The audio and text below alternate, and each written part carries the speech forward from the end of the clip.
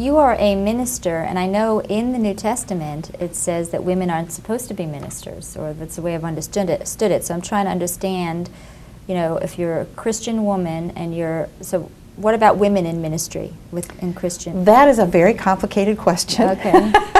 Many people have written many, many volumes of books about it. And there are many denominational interpretations of those scriptures. In some denominations in the world today, it's perfectly fine for women to be ordained as ministers.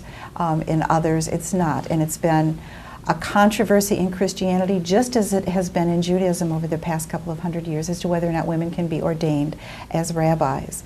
In the particular fellowship and group of people that I am a part of, I am in accountability to my husband, accountability to my pastor, and under those circumstances, my ministering in the church is acceptable.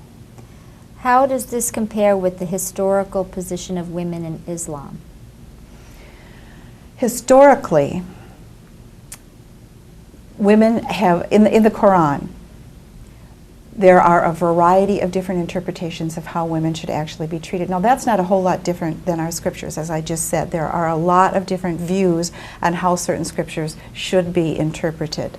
There are those that believe that verses in the Quran indicate that women had a relatively high position. We do know historically that some of the traditions that were common to Judaism, for instance, women being able to own property, was also true in Islam historically.